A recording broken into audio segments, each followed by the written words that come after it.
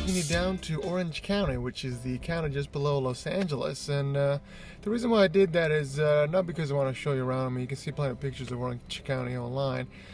I'm here because I have to buy a new car. Well, technically not a new car for me, a used car. The car that I'm currently on has got a lot of issues, and it's a great car, but it's going to be very expensive to fix it. So I'm just going to get rid of it and find another one. I did a lot of research online, and I have settled on 2 vehicles. And I figured I just did this little video because I wanted to show you what is the buying process of a used car in the United States. The one thing you have to remember, the price you see on the website of the dealership, it's not the final price.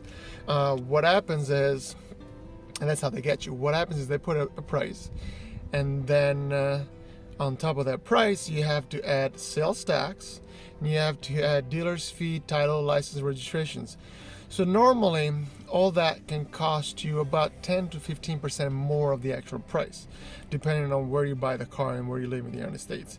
For example, here in Los Angeles, where I live, my sales tax rate is 9.25%, and that's just my sales tax. So let's say I look at a car that's $10,000. On top of that, there's already $900 of sales tax that goes to the government, and on top of that, you have to pay the dealer's fee and registration and all that. Some dealers charge like $20, $30, $100. Some charge up to like $1,500, $2,000. I've seen it. So it's a very research-consuming process. You have to do a lot of research. I personally suggest buying used cars because the moment you buy a new car, the moment you drive it off the lot, you lose a lot of value.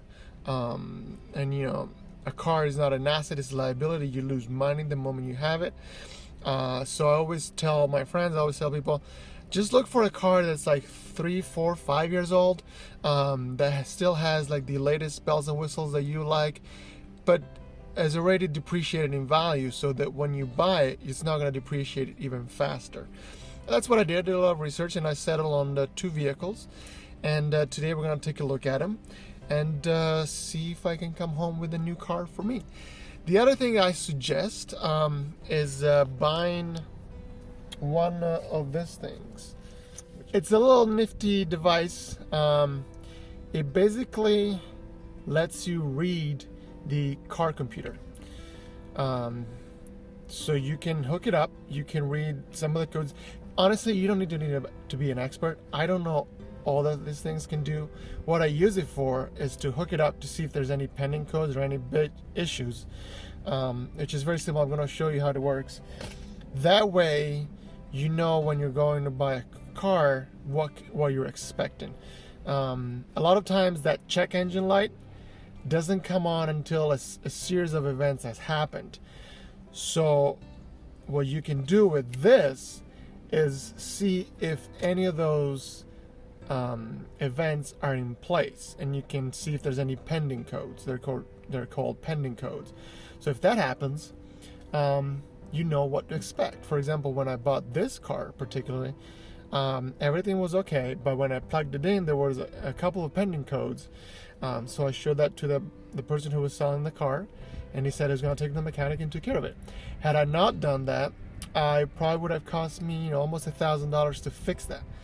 So it's always good to be aware, be prepared, and this is only like $30 or $40. It's not that expensive. I'll probably put a link on Amazon down there if you want to take a look at it and buy. There's plenty of brands and everything.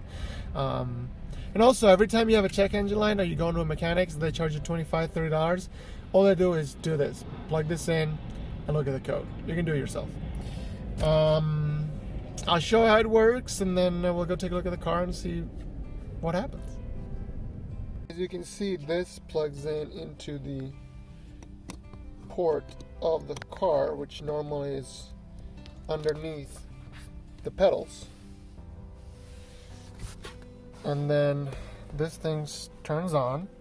I'm going to turn on the car. Click on enter. We look on diagnostics. We want to erase previous data. As you can see, the my current car has the check engine light on. I click on read the codes. I can see the stored codes, which the pending codes. Let's look at the pending codes. This is the issue that I have, and this is the code that's currently showing. So as you can see, this car has some problems. I only use this device just to tell me if there's any check engine light or anything going on, any major issues. That's kind of what that's kind of what I use it for. So that's just to give you an idea of what the device can do, and so you can be prepared when you go look for a used car, and you can see if there's something happening with the vehicle that the dealer doesn't want to tell you or the private party doesn't want to tell you. Okay, here I am. I'm checking out a 2013 Ford Edge. So a couple of things. The car looks very nice outside. Obviously, first thing you want to do, look at outside the exterior, how it's kept, and look at the inside. When you turn it on, when you take for a test drive, turn on the AC. Make sure it's cold air. If you have to change the air conditioning compressor, that's a lot of money. So you want to make sure that's working. Then you flip on the heat. Make sure that's working, because the heat pump, that's another expensive item.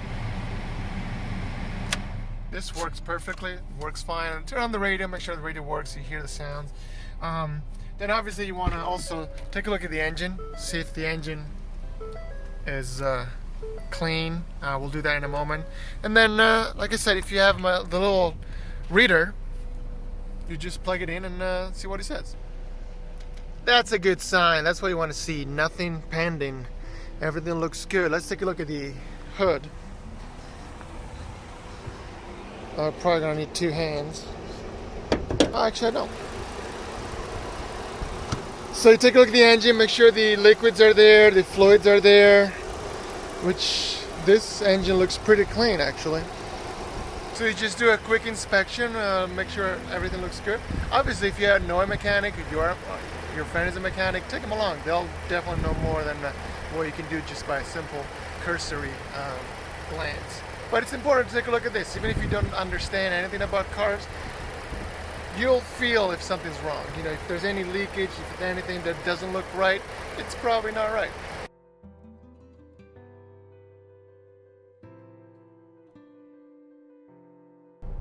Once you settle on a car and you know what you like, now it's just time to buy it. I have already prearranged some financing through a bank, so I already know how much I can pay, how much I want to pay. And now it's just time to see if the dealer agrees with the price and if we can make a deal. I'll let you know. Well, do you guys notice anything different? We made a deal. Everything worked out. Just so you know, when you make a deal with the dealership here in the United States, the way it works, you make the payment, whether you finance through the dealer or you have your own financing. In my case, like I did, they just put in the paperwork, do everything electronic, and you get a temporary plate, and then you can just drive off the lot with a used car or even with a new car. And then the Department of Motor Vehicles is going to send you the paperwork and the plate in the mail. It normally takes about 3 to 4 weeks, sometimes less, sometimes more, depending on how busy they are. And that's it. I really like my new ride. I'm glad you guys were along for the ride, no pun intended. And if you have any questions on the whole process, on how it works here in the United States, how to get a used car, or if you have any questions, comments, you know how it works, you just put them below, you subscribe, and you say goodbye. See you in the next one.